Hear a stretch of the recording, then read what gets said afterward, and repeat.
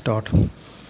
हरियाणा दे हंसी टाउन अस्थाई कोविड-19 हस्पताल दे उद्घाटन समागम विच पहुंचे मुख मंत्री मनोहर लाल खट्टर ਦਾ ਵਿਰੋਧ ਕਰ ਰਹੇ ਕਿਸਾਨਾਂ ਉੱਤੇ ਪੁਲਿਸ ਲਾਠੀਚਾਰਜ ਅਤੇ ਅੱਥਰੂ ਗੈਸ ਦੇ ਗੋਲਿਆਂ ਨੇ ਕਿਸਾਨਾਂ ਦੇ ਗੁੱਸੇ ਨੂੰ ਹੋਰ ਪ੍ਰਚੰਡ ਕਰ ਦਿੱਤਾ ਹੈ। ਡੰਡੀ ਪੁਲਿਸ ਕਾਰਵਾਈ ਵਿੱਚ ਅਨੇਕਾਂ ਕਿਸਾਨ ਜ਼ਖਮੀ ਹੋਏ ਅਤੇ ਦੋਵਾਂ ਧਿਰਾਂ ਨੇ ਇੱਕ ਦੂਸਰੇ 'ਤੇ ਪਥਰਾਓ ਵੀ ਕੀਤਾ। ਡੰਡੀ ਕਰੋਨਾ ਦੀ ਮਹਾਮਾਰੀ ਨਾਲ ਲੜਨ ਦੀ ਦਾਅਵੇਦਾਰ ਸਰਕਾਰ ਨੇ ਸੈਂਕੜਿਆਂ ਦੀ ਗਿਣਤੀ ਵਿੱਚ ਪੁਲਿਸ ਤੈਨਾਤ ਕਰਕੇ ਪੁਲਿਸ ਅਤੇ ਕਿਸਾਨਾਂ ਵਿੱਚ ਟਕਰਾਓ ਪੈਦਾ ਕਰਨ ਵਾਲਾ ਮਾਹੌਲ ਖੁਦ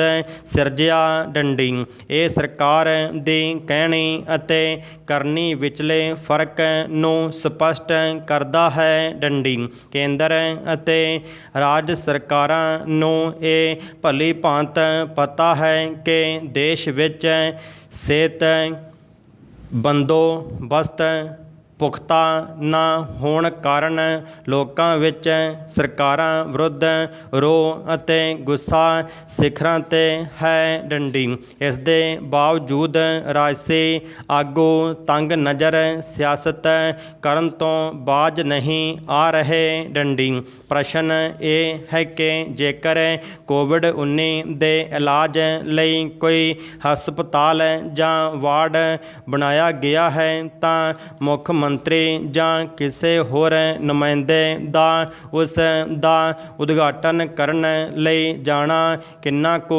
ਜ਼ਰੂਰੀ ਹੈ। ਡੰਡੀ ਜੇ ਕਰਨਾ ਵੀ ਹੋਵੇ ਤਾਂ ਅਜਿਹਾ ਉਦਘਾਟਨ ਚੰਡੀਗੜ੍ਹ ਬੈਠ ਕੇ ਵਰਚੁਅਲ ਤਰੀਕੇ ਨਾਲ ਕੀਤਾ ਜਾ ਸਕਦਾ ਸੀ। ਡੰਡੀ ਇਸ ਤੋਂ ਵੀ ਅਹਿਮ ਸਵਾਲ ਹੈ ਕਿ ਕੀ ਇਹਨਾਂ ਸਮਿਆਂ ਵਿੱਚ ਉਦਘਾਟਨ ਸਮਾਗਮ ਕੀਤੇ ਜਾਣੇ ਚਾਹੀਦੇ ਹਨ। ਡੰਡੀ ਖੱਟਰ ਭਲੀ ਭਾਂਤ ਜਾਣਦੇ ਸਨ ਕਿ ਹਰਿਆਣਾ ਦੇ ਕਿਸਾਨ ਵਿਰੋਧ ਕਰਨਗੇ। ਡੰਡੀ ਇਸ ਲਈ ਪੁਲਿਸ ਦੀ ਵੱਡੀ ਨਫਰੀ ਤੈਨਾਤ ਕੀਤੀ ਗਈ। ਡੰਡੀ ਜਦੋਂ ਕੋਈ ਮਹੱਤਵਪੂਰਨ ਵਿਅਕਤੀ ਜਾਂਦਾ ਹੈ ਤਾਂ ਪੂਰਾ ਪ੍ਰਸ਼ਾਸਨਿਕ ਤੰਤਰ ਉਸ ਦੀ ਦੇਖ ਰੇਖ ਅਤੇ ਆਓ ਭਗਤ ਵਿੱਚ ਜੁਟਿਆ ਰਹਿੰਦਾ ਹੈ। ਡੰਡੀ ਇੱਕ ਮਹਾਮਾਰੀ ਦੌਰਾਨ ਪ੍ਰਸ਼ਾਸਨ ਨੂੰ ਆਪਣਾ ਧਿਆਨ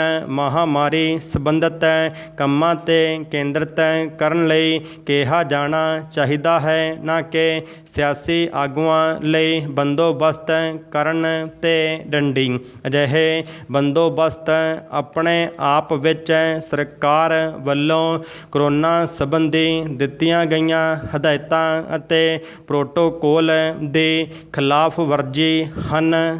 ਡੰਡੀ ਪਾਰਾ ਲਗਭਗ 5.5 ਮਹੀਨਿਆਂ ਤੋਂ ਕਿਸਾਨਾਂ ਨੇ 3 ਖੇਤੀ ਕਾਨੂੰਨਾਂ ਨੂੰ ਵਾਪਸ ਲੈਣ ਅਤੇ ਫਸਲਾਂ ਦੀ ਖਰੀਦ ਦੀਆਂ ਘੱਟੋ ਘੱਟ ਸਮਰਥਨ ਮੁੱਲ ਉੱਤੇ ਗਰੰਟੀ ਨੂੰ ਲੈ ਕੇ ਦਿੱਲੀ ਦੀਆਂ ਹੱਦਾਂ 'ਤੇ ਧਰਨੇ ਦਿੱਤੇ ਹੋਏ ਹਨ।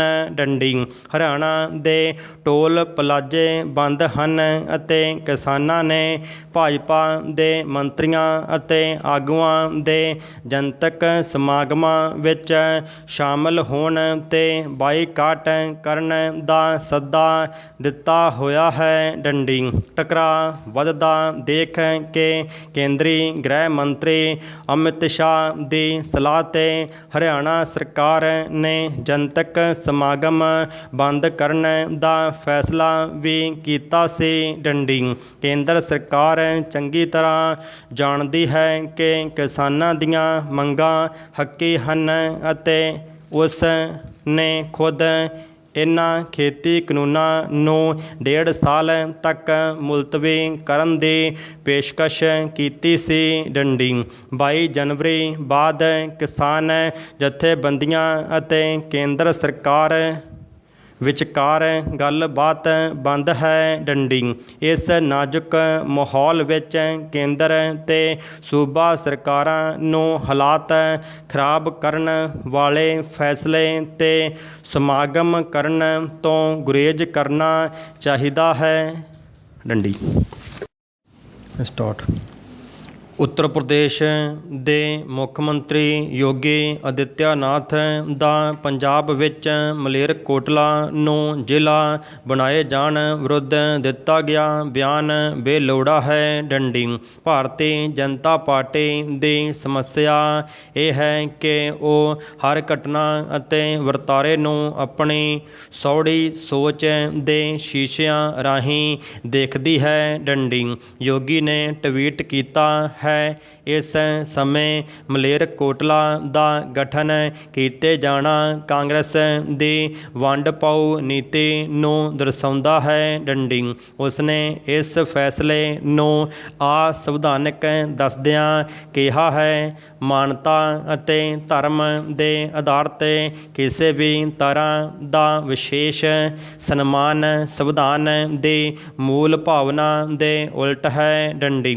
ਪੰਜਾਬ ਦੇ ਮੁੱਖ ਮੰਤਰੀ ਨੇ ਯੋਗੀ ਦੇ ਟਵੀਟ ਨੂੰ ਭੜਕਾਊ ਦੱਸਦਿਆਂ ਟਿੱਪਣੀ ਕੀਤੀ ਹੈ ਕਿ ਪੰਜਾਬ ਦੇ ਹਾਲਾਤ ਉੱਤਰ ਪ੍ਰਦੇਸ਼ ਦੇ ਹਾਲਾਤ ਤੋਂ ਕਿਤੇ ਬਿਹਤਰ ਹਨ ਅਤੇ ਭਾਜਪਾ ਸੂਬੇ ਭਾਵ ਉੱਤਰ ਪ੍ਰਦੇਸ਼ ਵਿੱਚ ਪਿਛਲੇ 4 ਸਾਲ ਤੋਂ ਫਿਰਕੂ ਨਫ਼ਰਤ ਨੂੰ ਸ਼ਹਿ ਦਿੰਦੀ ਆ ਰਹੀ ਹੈ ਡੰਡੀ।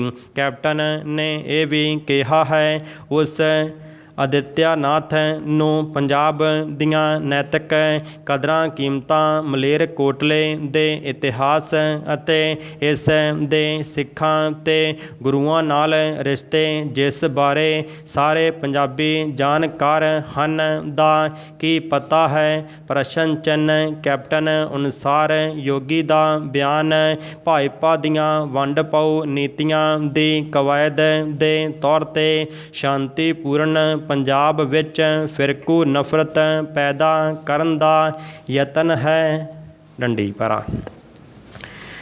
ਕੈਪਟਨ ਦੇ ਮਲੇਰਕੋਟਲੇ ਨੂੰ ਪੰਜਾਬ ਦਾ 23ਵਾਂ ਜ਼ਿਲ੍ਹਾ ਬਣਾਉਣ ਦੇ ਫੈਸਲੇ ਦੀ ਪ੍ਰਸ਼ਾਸਨਿਕ ਆਧਾਰ 'ਤੇ ਆਲੋਚਨਾ ਕੀਤੀ ਜਾ ਸਕਦੀ ਸੀ ਹੈ, ਪਰ ਯੋਗੀ ਵੱਲੋਂ ਇਸ ਨੂੰ ਦਿੱਤੀ ਗਈ ਫਿਰਕੂ ਰੰਗਤ ਅਤਿਅੰਤ ਮੰਦਭਾਗੀ ਹੈ ਡੰਡੀ। ਪੰਜਾਬ ਦੇ ਮੁੱਖ ਮੰਤਰੀ ਨੇ ਠੀਕ ਕਿਹਾ ਹੈ ਕਿ ਪੰਜਾਬੀਆਂ ਤੇ ਸਿੱਖਾਂ ਦਾ ਮਲੇਰਕੋਟਲੇ ਨਾਲ ਰਿਸ਼ਤਾ ਵਿਲੱਖਣ ਹੈ ਡੰਡੀ। ਇਹ ਰਿਸ਼ਤਾ ਪੰਜਾਬ ਦੇ ਇਤਿਹਾਸਕ ਵਿਰਸੇ ਦਾ ਮਾਣਮੱਤਾ ਹਿੱਸਾ ਹੈ ਡੰਡੀ। ਮਲੇਰਕੋਟਲਾ ਪੰਜਾਬ ਦੀ ਭਾਈਚਾਰਕ ਸਾਂਝ ਦਾ ਪ੍ਰਤੀਕ ਹੈ ਡੰਡੀ। ਜਦ ਗੁਰੂ ਗੋਬਿੰਦ ਸਿੰਘ ਜੀ ਦੇ ਛੋਟੇ ਸਾਹਿਬਜ਼ਾਦਿਆਂ ਬਾਬਾ ਜ਼ੋਰਾਵਰ ਸਿੰਘ ਅਤੇ ਬਾਬਾ ਫਤਿਹ ਸਿੰਘ ਨੂੰ ਸਰਹੰਦ ਦੇ ਨਵਾਬ ਵਜੀਦ ਖਾਨ ਦੇ ਕਹਿਰ ਦਾ ਸਾਹਮਣਾ ਕਰਨਾ ਪਿਆ ਤਾਂ ਇਹ ਮਲੇਰਕੋਟਲੇ ਦਾ ਨਵਾਬ ਸ਼ੇਰ ਮੁਹੰਮਦ ਖਾਂ ਹੀ ਸੀ, ਜਿਸ ਨੇ ਸਾਹਿਬਜ਼ਾਦਿਆਂ ਦੇ ਹੱਕ ਵਿੱਚ ਹਾਂ ਦਾ ਨਾਅਰਾ ਮਾਰਿਆ ਡੰਡੀ। ਇਸ ਕਾਰਨਾਮੇ ਕਾਰਨ ਸ਼ੇਰ ਮੁਹੰਮਦ ਖਾਂ ਉਸ ਦੇ ਬੋਲ ਤੇ ਮਲੇਰਕੋਟਲੇ ਦਾ ਸ਼ਹਿਰ ਪੰਜਾਬੀਆਂ ਅਤੇ ਸਿੱਖਾਂ ਦੇ ਮਨਾਂ ਵਿੱਚ ਹੱਕ ਸੱਚ ਦੀ ਹਮਾਇਤ ਵਿੱਚ ਬੋਲਣ ਦੇ ਪ੍ਰਤੀਕ ਬਣ ਗਏ ਡੰਡੀ। ਭਾਈਚਾਰਕ ਸਾਂਝ ਇੰਨੀ ਗੂੜ੍ਹੀ ਹੋਈ ਕਿ 1947 ਦੀ ਵੰਡ ਦੇ ਜ਼ਹਿਰ ਭਰੇ ਮਾਹੌਲ ਵਿੱਚ ਵੀ ਕਿਸੇ ਨੇ ਮਲੇਰਕੋਟਲੇ ਵਿੱਚ ਵਸਦੇ ਮੁਸਲਮਾਨ ਪਰਿਵਾਰਾਂ ਵੱਲ ਅੱਖ ਉਠਾ ਕੇ ਨਾ ਵੇਖਿਆ ਡੰਡੀ। ਪੰਜਾਬ ਦੀ ਇਸ ਇਤਿਹਾਸਕ ਭਾਈਚਾਰਕ ਸਾਂਝ ਦੇ ਸੰਦਰਭ ਵਿੱਚ ਯੋਗੀ ਦੀ ਟਿੱਪਣੀ ਭੱਦੀ, ਬੇਲੋੜੀ ਅਤੇ असंवेदनशील है, सगों सब तो वड्डी वसों वाले प्रांत दा मुख मंत्री तां है, पर ਉਹ उस इतिहासक सूझ तो वांझा है जिस दी एक मुख मंत्री तो आस कीती जाती है। डंडी पैरा। ਯੋਗੀ ਦੇ ਰਾਜ ਵਿੱਚ ਹਜੂਮੀ ਹਿੰਸਾ ਅਤੇ ਜਬਰ ਜਨਾਹ ਦੀਆਂ ਕਈ ਘਟਨਾਵਾਂ ਹੋਈਆਂ ਹਨ। ਡੰਡੀ। ਸੱਤਾਧਾਰੀ ਧਿਰ ਦੇ ਕਈ ਵਿਅਕਤੀਆਂ ਨੇ ਹਜੂਮੀ ਹਿੰਸਾ ਕਰਨ ਵਾਲਿਆਂ ਦਾ ਜਨਤਕ ਤੌਰ 'ਤੇ ਮਾਣ ਸਨਮਾਨ ਕੀਤਾ ਹੈ। ਡੰਡੀ। ਉਸ ਦੀ ਸਰਕਾਰ ਨੇ ਸਦੀਕੀ ਕਾਪਨ ਅਤੇ ਕਈ ਹੋਰ ਪੱਤਰਕਾਰਾਂ ਨੂੰ ਬੰਦੀ ਬਣਾਇਆ ਹੈ। ਡੰਡੀ। ਉਸ ਦੇ ਰਾਜ ਵਿੱਚ ਸੰਵਿਧਾਨ ਵਿੱਚ ਨਿਰਧਾਰਤ ਧਰਮ ਨਿਰਪੱਖਤਾ ਅਤੇ ਸਮਾਜਿਕ ਨਿਆਂ ਦੇ ਸਿਧਾਂਤਾਂ ਲਈ ਕੋਈ ਥਾਂ ਨਹੀਂ ਹੈ। ਡੰਡੀ। ਪ੍ਰਸ਼ਾਸਨ ਦਾ ਹਾਲ ਇਹ ਹੈ ਕਿ ਨਿਰਾਸ਼ਤਾ ਵਿੱਚ ਡੁੱਬੇ ਲੋਕਾਂ ਨੇ ਕੋਵਿਡ-19 ਕਾਰਨ ਮਰੇ ਆਪਣੇ ਨਜ਼ਦੀਕੀਆਂ ਦੀਆਂ ਅੰਤਿਮ ਰਸਮਾਂ ਪੂਰੀਆਂ ਕਰਨ ਦੀ ਆਸ ਵੀ ਤਿਆਗ ਦਿੱਤੀ ਅਤੇ ਮ੍ਰਿਤਕ ਸਰੀਰਾਂ ਨੂੰ ਗੰਗਾ ਵਿੱਚ ਵਹਾ ਦਿੱਤਾ। ਡੰਡੀ। ਸਿਆਸੀ ਮਾਹਿਰਾਂ ਅਨੁਸਾਰ ਯੋਗੀ ਦੀ ਅਗਵਾਈ ਵਾਲੀ ਸਰਕਾਰ ਦੌਰਾਨ ਸੂਬੇ ਦਾ ਨੈਤਿਕ ਅਤੇ ਪ੍ਰਸ਼ਾਸਨਿਕ ਪਤਨ ਤੇਜ਼ੀ ਨਾਲ ਹੋਇਆ ਹੈ। ਡੰਡੀ। ਅਜਿਹੇ ਆਗੂ ਨੂੰ ਦੂਸਰੇ ਰਾਜਾਂ ਦੇ ਮਾਮਲਿਆਂ ਵਿੱਚ ਦਖਲ ਦੇਣ ਦਾ ਕੋਈ ਅਧਿਕਾਰ ਨਹੀਂ। ਡੰਡੀ। ਪੰਜਾਬ ਦੇ ਭਾਜਪਾ ਆਗੂਆਂ ਨੂੰ ਯੋਗੀ ਨੂੰ ਇਸ ਸੰਬੰਧ ਵਿੱਚ ਉਚਿਤ ਸਲਾਹ ਦੇਣੀ ਚਾਹੀਦੀ ਹੈ। ਡੰਡੀ। ਸਟਾਰਟ। ਧਰਤੀ ਉੱਤੇ ਵੱਧ ਰਹੀ ਜਨਸੰਖਿਆ ਸੰਸਾਰ ਵਿਆਪੀ ਚਿੰਤਾ ਦਾ ਮਾਮਲਾ ਹੈ। ਡੰਡੀ। ਇਹ ਸਮੱਸਿਆ ਤੀਜੀ ਦੁਨੀਆ ਦੇ ਵਿਕਾਸਸ਼ੀਲ ਅਤੇ ਪਛੜੇ ਹੋਏ ਦੇਸ਼ਾਂ ਵਿੱਚ ਲੋੜ ਤੋਂ ਜ਼ਿਆਦਾ ਉੱਭਰਵੀਂ ਅਤੇ ਗੰਭੀਰ ਹੈ। ਡੰਡੀ। ਸਾਡਾ ਦੇਸ਼ ਭਾਰਤ ਵੀ ਇਸੇ ਕੜੀ ਵਿੱਚ ਆਉਂਦਾ ਹੈ। ਡੰਡੀ। ਇਸ ਸਾਲ ਦੇ ਆਰੰਭ ਵਿੱਚ ਹੋਈ ਮਰਦਮਸ਼ੁਮਾਰੀ ਤੋਂ ਪ੍ਰਾਪਤ ਅੰਕੜਿਆਂ ਅਨੁਸਾਰ ਭਾਰਤ ਦੀ ਅਜੋਕੀ ਜਨਸੰਖਿਆ 68 ਕਰੋੜ 38 ਲੱਖ ਹੈ। ਡੰਡੀ।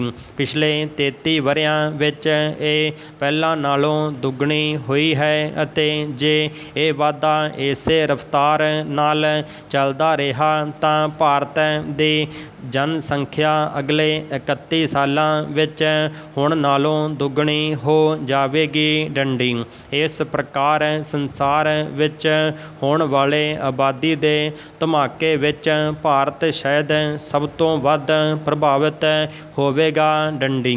ਇਸ ਲਈ ਦੇਸ਼ ਦੇ ਸ਼ਾਸਕਾਂ, ਅਰਥ ਵਿਗਿਆਨੀਆਂ ਅਤੇ ਸਮਾਜ ਸ਼ਾਸਤਰੀਆਂ ਨੇ ਇਸ ਨੂੰ ਰਾਸ਼ਟਰ ਦਾ ਸਭ ਤੋਂ ਗੰਭੀਰ ਅਤੇ ਬੁਨਿਆਦੀ ਮਹੱਤਤਾ ਵਾਲਾ ਮਸਲਾ ਕਿਹਾ ਹੈ। ਡੰਡੀ ਪੈਰਾ। ਜਨਸੰਖਿਆ ਦਾ ਸਿੱਧਾ ਸੰਬੰਧ ਦੇਸ਼ ਦੀ ਆਰਥਿਕਤਾ ਨਾਲ ਹੈ। ਡੰਡੀ। ਮਿਸਾਲ ਵਜੋਂ ਉਤਪਾਦਨ ਪੱਖੋਂ ਭਾਰਤ ਦਾ ਨੰਬਰ ਸੰਸਾਰ ਦੇ ਦੇਸ਼ਾਂ ਵਿੱਚ 12ਵਾਂ ਹੈ, ਜਦੋਂ ਕਿ ਪ੍ਰਤੀ ਜੀ ਆਮਦਨੀ ਦੇ ਹਿਸਾਬ ਨਾਲ ਇਹ ਦਰਜਾ 106ਵਾਂ ਬਣਦਾ ਹੈ। ਡੰਡੀ। ਸਾਫ਼ ਸਪਸ਼ਟ ਹੈ ਕਿ ਦੇਸ਼ ਦੀ ਜਨਸੰਖਿਆ ਦਾ ਵਾਧਾ ਸਾਡੇ ਉਤਪਾਦਨ 'ਤੇ ਕਿੰਨਾ ਭਾਰੂ ਹੋਇਆ ਬੈਠਾ ਹੈ। ਡੰਡੀ। ਪ੍ਰਗਤੀ ਦੇ ਰਾਹ ਪਏ ਹੀ ਸਾਡੇ ਦੇਸ਼ ਨੇ ਜੇ ਦੂਜੇ ਦੇਸ਼ਾਂ ਨਾਲ ਕਦਮ ਮਿਲਾ ਕੇ ਅੱਗੇ ਵਧਣਾ ਹੈ ਅਤੇ ਲੋਕਾਂ ਦੀ ਖੁਸ਼ਹਾਲੀ ਹਿੱਤ ਵਡੇਰੀਆਂ ਪ੍ਰਾਪਤੀਆਂ ਕਰਨੀਆਂ ਹਨ ਤਾਂ ਨਿਸ਼ਚੇ ਹੀ ਸਾਨੂੰ ਦੇਸ਼ ਦੀ ਵੱਧ ਰਹੀ ਜਨਸੰਖਿਆ 'ਤੇ ਕਾਬੂ ਪਾਉਣ ਲਈ ਵੱਡੇ ਪੈਮਾਨੇ 'ਤੇ ਯਤਨ ਕਰਨੇ ਪੈਣਗੇ ਅਤੇ ਇਹ ਯਤਨ ਹੁਣ ਵੀ ਕਾਫੀ ਹੱਦ ਤੱਕ ਅਮਲ ਵਿੱਚ ਲਿਆਂਦੇ ਜਾ ਰਹੇ ਹਨ। ਡੰਡੀ।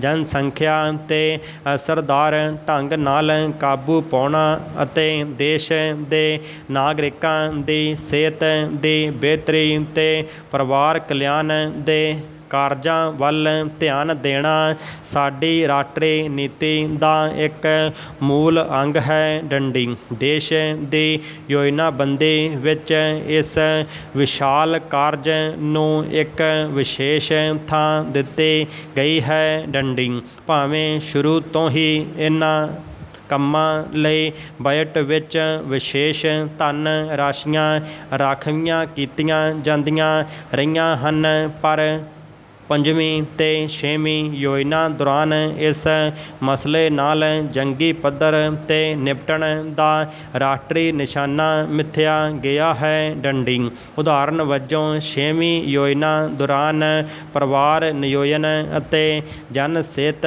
ਕਲਿਆਣ ਹਿੱਤ 10 ਅਰਬ ਰੁਪਏ ਦੀ ਰਾਸ਼ੀ ਖਰਚਣ ਅਤੇ ਦੇਸ਼ ਵਿੱਚ 40,000 ਨਵੇਂ ਪਰਿਵਾਰ ਨਿਯੋਜਨ ਕੇਂਦਰ ਖੋਲ੍ਹਣ ਦਾ ਟੀਚਾ ਮਿਥਿਆ ਗਿਆ ਹੈ। ਡੰਡੀ ਪਰਿਵਾਰ ਨਿਯੋਜਨ ਕਿਉਂਕਿ ਦੇਸ਼ ਵਿੱਚ ਜਨਸੰਖਿਆ ਦੇ ਵਾਧੇ ਨੂੰ ਕਾਬੂ ਵਿੱਚ ਰੱਖਣ ਦਾ ਸਭ ਤੋਂ ਵੱਧ ਅਸਰਦਾਰ ਢੰਗ ਹੈ, ਇਸ ਲਈ ਜ਼ਿਆਦਾ ਜ਼ੋਰ ਇਸੇ ਪੱਖ 'ਤੇ ਦਿੱਤਾ ਜਾ ਰਿਹਾ ਹੈ। ਡੰਡੀ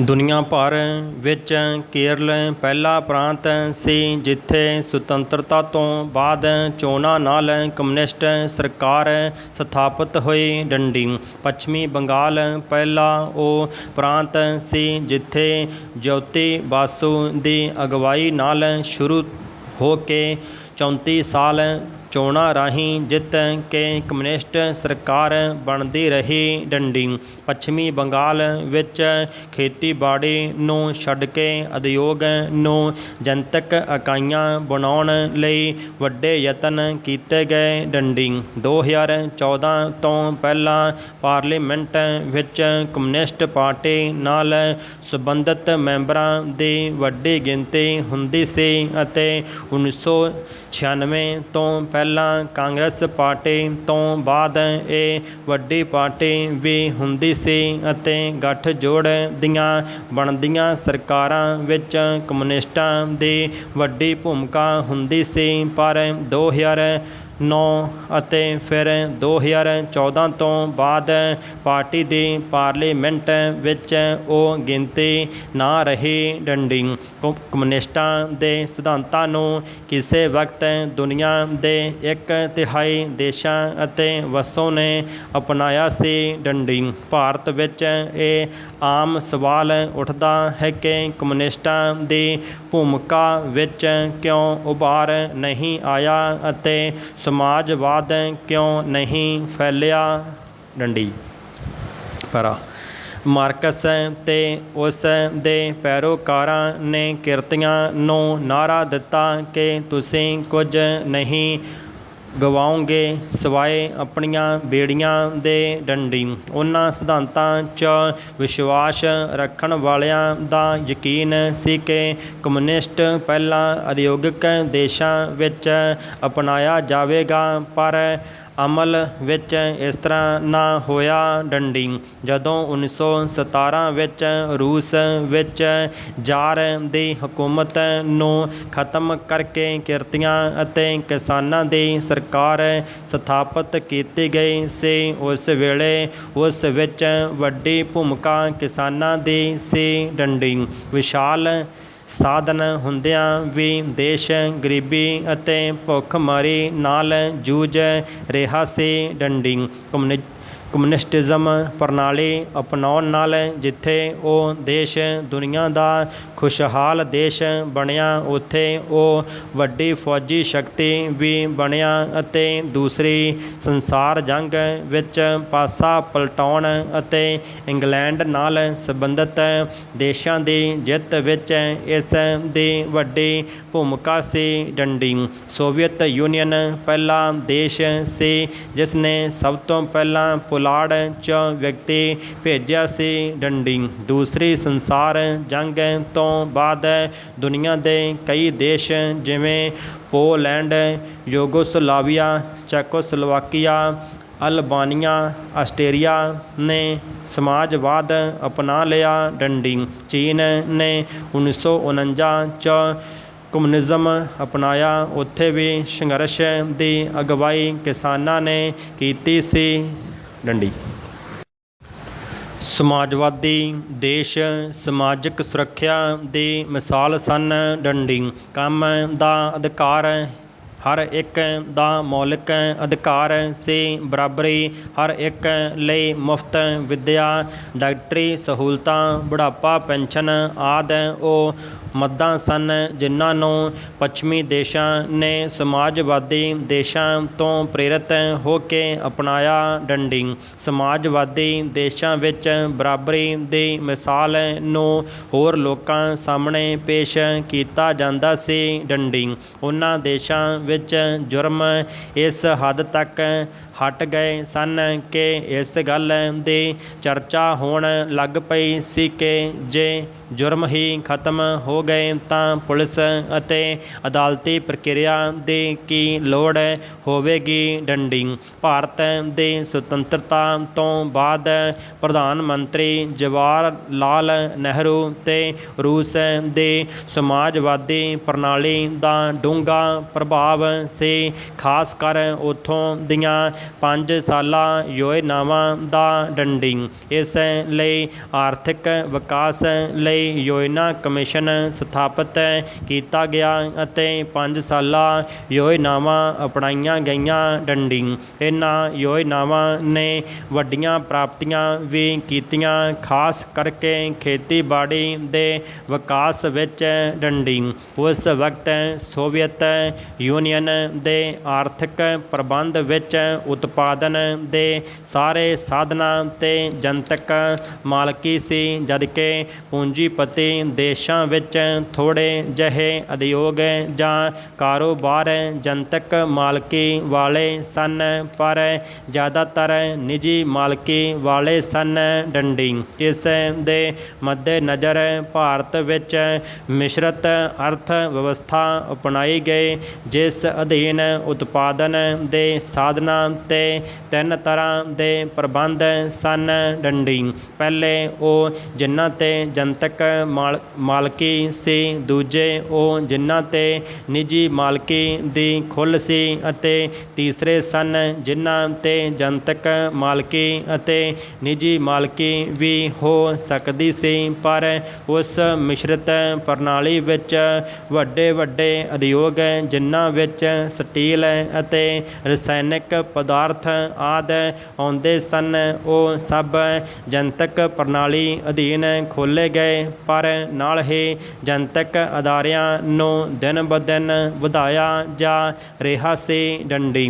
ਇਸ ਨਾਲ ਇੱਕ ਤਾਂ ਸਮਾਜਿਕ ਸੁਰੱਖਿਆ ਵਿੱਚ ਵਾਧਾ ਹੋ ਰਿਹਾ ਸੀ, ਦੂਸਰਾ ਉਹ ਉਦਯੋਗ ਜਿਨ੍ਹਾਂ ਵਿੱਚ ਨਿੱਜੀ ਉੱਦਮੀ ਪੂੰਜੀ ਲਾਉਣ ਨੂੰ ਜੋਖਮ ਸਮਝ ਕੇ ਡਰਦੇ ਸਨ, ਉਹ ਸਭ ਜਨਤਕ ਖੇਤਰ ਅੰਦਰ ਲਾਏ ਗਏ। ਪ੍ਰਾਂਤਾਂ ਵਿੱਚ ਵੀ ਕੇਂਦਰ ਦੀ ਤਰਜ਼ 'ਤੇ ਇਸ ਤਰ੍ਹਾਂ ਦੀ ਹੀ ਮਿਸ਼ਰਤ ਪ੍ਰਣਾਲੀ ਅਪਣਾਈ ਗਈ। ਡੰਡੀ।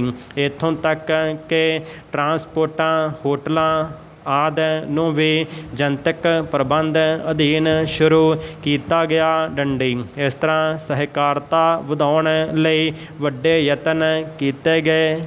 ਡੰਡੀ। ਪ੍ਰੋਫੈਸਰ ਦਰਬਾਰਾ ਸਿੰਘ, ਜਿਨ੍ਹਾਂ ਨੂੰ ਕੱਟੜਪੰਥੀਆਂ ਨੇ 16 ਮਈ 1991 ਨੂੰ ਪਿੰਡ ਦੀ ਜੂ ਨੇੜੇ ਉਸ ਵੇਲੇ ਕਤਲ ਕਰ ਦਿੱਤਾ ਸੀ ਜਦੋਂ ਉਹ ਪਟਿਆਲਾ ਤੋਂ ਲੜਕੀਆਂ ਦੇ ਸਰਕਾਰੀ ਕਾਲਜ ਵਿਖੇ ਪੜ੍ਹਾ ਕੇ ਆਪਣੇ ਪਿੰਡ ਵਾਪਸ ਆ ਰਿਹਾ ਸੀ। ਨਾਲ ਮੇਰਾ ਸੰਪਰਕ 1974 ਤੋਂ ਸ਼ੁਰੂ ਹੋਇਆ, ਜਦੋਂ ਅਸੀਂ ਨੌਜਵਾਨ ਸਭਾ ਪੰਜਾਬ ਦੇ ਪਿੰਡ ਜੋਧਾ ਲੁਧਿਆਣਾ ਵਿਖੇ ਪਹਿਲੇ ਸੂਬਾਈ ਇਜਲਾਸ ਸਮੇਂ ਮੀਤ ਪ੍ਰਧਾਨ ਚੁਣੇ ਗਏ। ਡੰਡੀ। ਉਸ ਇਜਲਾਸ ਵਿੱਚ ਸਾਥੀ ਕ੍ਰਿਸ਼ਨ ਕੁਮਾਰ ਕੌਸ਼ਲ ਦੁਰਾਹਾ ਪ੍ਰਧਾਨ ਅਤੇ ਕੁਲਵੰਤ ਸਿੰਘ ਮੰਡਿਆਲਾ ਜਨਰਲ ਸਕੱਤਰ ਬਣੇ। ਡੰਡੀ। ਸਾਡੇ ਦੋਹਾਂ ਨਾਲ ਉਸ ਵੇਲੇ CPM ਦੇ ਵਿਧਾਇਕ ਸਾਥੀ ਚੰਦ ਸਿੰਘ ਚੋਪੜਾ ਵੀ ਮੀਤ ਪ੍ਰਧਾਨ ਚੁਣੇ ਗਏ ਸਨ ਡੰਡੀ। ਥੋੜ੍ਹੇ ਸਮੇਂ ਬਾਅਦ ਜੂਨ 1975 ਵਿੱਚ ਇੰਦਰਾ ਗਾਂਧੀ ਦੀ ਲਾਈ ਐਮਰਜੈਂਸੀ ਦੌਰਾਨ ਜਥੇਬੰਦੀ ਦੀ ਜ਼ਿੰਮੇਵਾਰੀ ਅਸੀਂ ਨਿਭਾਉਂਦੇ ਰਹੇ ਅਤੇ ਐਮਰਜੈਂਸੀ ਦਾ ਵਿਰੋਧ ਕਰਦੇ ਰਹੇ ਡੰਡੀ।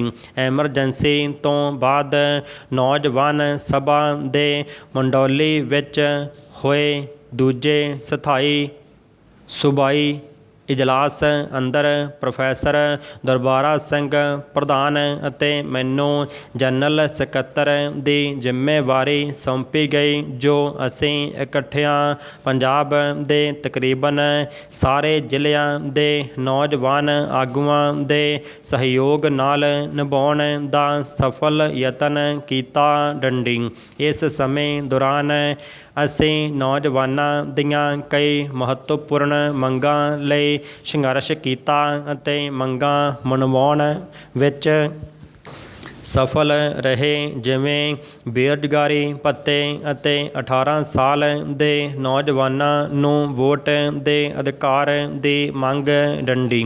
ਇਹੀ ਨਹੀਂ, ਅਸੀਂ ਨਵੰਬਰ 1980 ਵਿੱਚ ਜਥੇਬੰਦੀ ਨੂੰ ਕੁੱਲ ਹਿੰਦ ਪੱਧਰ 'ਤੇ ਜਥੇਬੰਦ ਕਰਨ ਲਈ democratic youth federation of India ਦਾ ਪਹਿਲਾ ਇਜਲਾਸ ਲੁਧਿਆਣਾ ਵਿਖੇ ਕਰਵਾਇਆ, ਜਿਸ ਦੀ ਆਖਰੀ ਦਿਨ ਦੀ ਨੌਜਵਾਨਾਂ ਦੀ ਰੈਲੀ ਨੂੰ ਪੱਛਮੀ ਬੰਗਾਲ ਦੇ ਉਸ ਵੇਲੇ ਦੇ ਮੁੱਖ ਮੰਤਰੀ ਜਯੋਤੀ ਬਾਸੂ ਨੇ ਸੰਬੋਧਨ ਕੀਤਾ ਸੀ ਡੰਡੀ। ਇਸ ਤਰ੍ਹਾਂ ਲਗਾਤਾਰ ਟੀਮ ਵਜੋਂ ਇਕੱਠਿਆਂ ਕੰਮ ਕਰਦਿਆਂ ਸਾਡਾ ਸੰਬੰਧ ਜਥੇਬੰਦਕ ਤੋਂ ਦੋਸਤੀ ਵਿੱਚ ਬਦਲ ਗਿਆ, ਜੋ ਆਖਰੀ ਦਮ ਤੱਕ ਰਿਹਾ ਡੰਡੀ।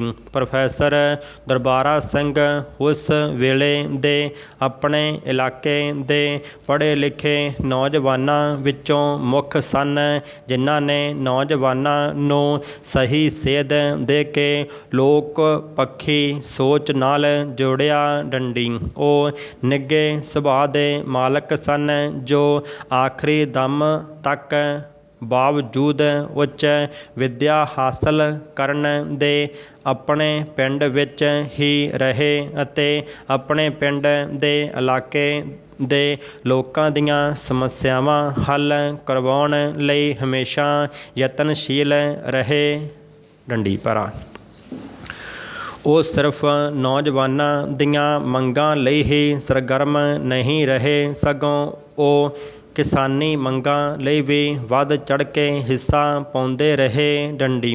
ਪਾਣੀਆਂ ਦੀ ਗਲਤ ਵੰਡ ਅਤੇ ਕੇਂਦਰ ਦੀ ਇੰਦਰਾ ਗਾਂਧੀ ਸਰਕਾਰ ਵੱਲੋਂ ਸਤਲੁਜ ਯਮੁਨਾ ਲਿੰਕ ਨਹਿਰ ਦੁਆਰਾ ਪੰਜਾਬ ਨਾਲ ਬੇਇਨਸਾਫੀ ਵਿਰੁੱਧ ਲੱਗੇ ਮੋਰਚੇ ਨੂੰ ਸ਼ੁਰੂ ਕਰਨ ਵਿੱਚ ਸਾਥੀ ਦਰਬਾਰਾ ਸਿੰਘ ਦੀ ਭੂਮਿਕਾ ਵਰਣਨਯੋਗ ਹੈ, ਜਿਸ ਵਾਸਤੇ ਉਹਨਾਂ ਗ੍ਰਿਫਤਾਰੀ ਵੀ ਦਿੱਤੀ ਅਤੇ ਲਾਠੀ ਚਾਰਜ ਦਾ ਸਾਹਮਣਾ ਵੀ ਕੀਤਾ ਡੰਡੀ। ਉਸ ਸਮੇਂ ਪੰਜਾਬ ਵਿੱਚ ਕਿਤੇ ਵੀ ਕੋਈ ਲੋਕ ਮੰਗ ਉੱਠੀ ਅਤੇ ਹੱਕੀ ਮੰਗਾਂ ਲਈ ਸੰਘਰਸ਼ ਛਿੜੇ, ਉਸ ਦੇ ਹੱਕ ਵਿੱਚ ਆਵਾਜ਼ ਬੁਲੰਦ ਕਰਨਾ ਨੌਜਵਾਨ ਸਭਾ ਪੰਜਾਬ ਦਾ ਅਕੀਦਾ ਬਣ ਗਿਆ ਸੀ ਡੰਡੀ। ਇਕੱਲੇ ਨੌਜਵਾਨਾਂ ਲਈ ਹੀ ਉਹ ਮਾਰਗ ਦਰਸ਼ਕ ਨਹੀਂ ਸਨ, ਬਲਕਿ ਵਿਦਿਆਰਥੀਆਂ ਦੇ ਘੋਲਾਂ, ਖਾਸ ਕਰਕੇ ਪੰਜਾਬੀ ਯੂਨੀਵਰਸਿਟੀ ਪਟਿਆਲਾ ਅਤੇ ਇਸ ਨਾਲ ਸੰਬੰਧਿਤ ਕਾਲਜਾਂ ਦੇ ਅਗਾਂਹ-ਵਧੂ ਵਿਦਿਆਰਥੀਆਂ ਦੇ ਆਗੂਆਂ ਨੂੰ ਵੀ ਸਹੀ ਅਤੇ ਸਾਰਥਕ ਸੇਧ ਦਿੰਦੇ ਸਨ ਡੰਡੀ। ਅੱਜ ਜਦੋਂ ਮੌਜੂਦਾ ਸਮੇਂ ਵਿੱਚ ਖੇਤੀ ਸੰਬੰਧੀ ਕੇਂਦਰ ਸਰਕਾਰ ਦੇ ਠੋਸੇ ਤਿੰਨੇ ਕਾਲੇ ਕਾਨੂੰਨਾਂ ਵਿਰੁੱਧ ਜਨ ਅੰਦੋਲਨ ਕੌਮੀ ਅਤੇ ਕੌਮਾਂਤਰੀ ਪੱਧਰ ਦਾ ਰੂਪ ਹਾਸਲ ਕਰ ਚੁੱਕਿਆ ਹੈ, ਇਸ ਸਮੇਂ ਸਾਥੀ ਦਰਬਾਰਾ ਸਿੰਘ ਦੀ ਘਾਟ ਰੜਕਦੀ ਹੈ ਡੰਡੀ। ਉਹਨਾਂ ਦਾ ਪਰਿਵਾਰ ਅਤੇ ਉਹਨਾਂ ਦੇ ਸੰਬੰਧੀ ਵਿਸ਼ੇਸ਼ ਕਰਕੇ ਉਹਨਾਂ ਦੇ ਭਰਾ ਪ੍ਰੇਮ ਸਿੰਘ ਭੰਗੂ ਦੀ ਅਗਵਾਈ ਹੇਠ ਪ੍ਰੋਫੈਸਰ ਦਰਬਾਰਾ ਸਿੰਘ ਦੀ ਵਿਰਾਸਤ ਨੂੰ ਅੱਗੇ ਤੋਰਦਿਆਂ ਕਿਸਾਨ ਅੰਦੋਲਨ ਵਿੱਚ ਪੂਰਾ ਯੋਗਦਾਨ ਪਾ ਰਹੇ ਹਨ। ਪਰ ਉਹਨਾਂ ਨਾਲ ਜੁੜੀਆਂ ਲੋਕ ਘੋਲਾਂ ਦੀਆਂ ਯਾਦਾਂ ਸਦਾ ਯਾਦ ਰਹਿਣਗੀਆਂ। ਡੰਡੀ ਸਾਥੀ ਦਰਬਾਰਾ ਸਿੰਘ ਆਪਣੇ ਪਿੰਡ ਅਤੇ ਇਲਾਕੇ ਦੇ ਨੌਜਵਾਨਾਂ ਦੇ ਵਿਦਿਆਰਥੀਆਂ ਲਈ ਪ੍ਰੇਰਨਾ ਸਰੋਤ ਸਨ। ਡੰਡੀ ਉਹਨਾਂ ਦੀ ਪ੍ਰੇਰਨਾ ਨੂੰ ਅੱਗੇ ਵਧਾਉਣ ਲਈ ਪਰਿਵਾਰ ਅਤੇ ਪਿੰਡ ਵੱਲੋਂ ਉਹਨਾਂ ਦੀ ਯਾਦ ਵਿੱਚ ਪ੍ਰੋਫੈਸਰ ਦਰਬਾਰਾ ਸਿੰਘ ਯਾਦਗਾਰ ਕਮਿਊਨਿਟੀ ਹਾਲ ਬਣਾਉਣ ਦਾ ਫੈਸਲਾ ਕੀਤਾ ਗਿਆ ਹੈ। ਡੰਡੀ ਇਸ ਹਾਲ ਦੀ ਉਸਾਰੀ ਵਿੱਚ ਪਰਿਵਾਰ ਅਤੇ ਹਲਕਾ ਵਿਧਾਇਕ ਮਦਨ ਲਾਲ ਜਲਾਲਪੁਰ ਵੱਲੋਂ ਮਾਇਕ ਯੋਗਦਾਨ ਪਾਇਆ ਗਿਆ ਹੈ। ਡੰਡੀ ਹਰ ਸਾਲ 16 ਮਈ ਨੂੰ ਪ੍ਰੋਫੈਸਰ ਦਰਬਾਰਾ ਸਿੰਘ ਦੀ ਯਾਦ ਵਿੱਚ ਪਿੰਡ ਮੰਡੋਲੀ ਵਿੱਚ ਸਮਾਗਮ ਕੀਤਾ ਜਾਂਦਾ ਰਿਹਾ ਹੈ। ਪਰ ਐਤਕੀ ਕੋਵਿਡ-19 ਦੇ ਮੱਦੇਨਜ਼ਰ ਉਹਨਾਂ ਦੇ ਸਾਥੀਆਂ ਮਿੱਤਰਾਂ ਹਮਦਰਦਾਂ ਅਤੇ ਸੰਬੰਧੀਆਂ ਨੇ ਉਹਨਾਂ ਦੀ ਸਮਾਜ ਪਿੰਡ ਤੇ ਇਲਾਕੇ ਪ੍ਰਤੀ ਸੇਵਾਵਾਂ ਨੂੰ ਯਾਦ ਕੀਤਾ। ਡੰਡੀ ਸਟਾਰਟ ਪ੍ਰਕਿਰਤੀ ਨੇ ਮਨੁੱਖੀ ਦਿਮਾਗ ਨੂੰ ਐਸੀ ਸ਼ਕਤੀ ਦਿੱਤੀ ਹੈ ਕਿ ਉਸ ਵਿੱਚ ਜੀਵਨ ਦੀ ਹਰ ਇੱਕ ਸੰਭਾਵਨਾ ਭਰੀ ਪਈ ਹੈ। ਡੰਡੀ ਮਨੁੱਖੀ ਦਿਮਾਗ ਦੇ ਕਾਰਨ ਹੀ ਅਸੀਂ ਜੀਵਨ ਨੂੰ ਅਧੂਰਾ ਜਾਂ ਪੂਰਾ, ਸੁੰਦਰ ਜਾਂ ਕੋਝਾ, ਸੌੜਾ ਜਾਂ ਕੌੜਾ ਸਮਝਦੇ ਹਾਂ। ਡੰਡੀ ਮਨੁੱਖੀ ਦਿਮਾਗ ਰਾਹੀਂ ਹੀ ਅਸੀਂ ਇਤਨੀ ਛੇਤੀ ਪ੍ਰਗਤੀ ਕਰ ਸਕੇ ਹਾਂ। ਡੰਡੀ ਇਸ ਤੋਂ ਇਹ ਗੱਲ ਅਤਿਅੰਤ ਸਪਸ਼ਟ ਹੈ ਕਿ ਮਨੁੱਖੀ ਦਿਮਾਗ ਵਿੱਚ ਜਿਸ ਦਾਤ ਕਾਰਨ ਇਤਨੀ ਪ੍ਰਗਤੀ ਅਤੇ ਨਵਾਂਪਨ ਆਇਆ ਹੈ, ਉਹ ਚੀਜ਼ ਜੀਵਨ ਦਾ ਇੱਕ ਵਡਮੁੱਲਾ ਭਾਗ ਹੈ। ਡੰਡੀ ਪ੍ਰਗਤੀ ਵੱਲ ਲਿਜਾਉਣ ਵਾਲਾ ਢੰਗ ਜੀਵਨ ਦਾ ਸਭ ਤੋਂ ਵਧੀਆ ਢੰਗ ਹੈ। ਡੰਡੀ ਇਸ ਕਸੌਟੀ ਉੱਤੇ ਅਸੀਂ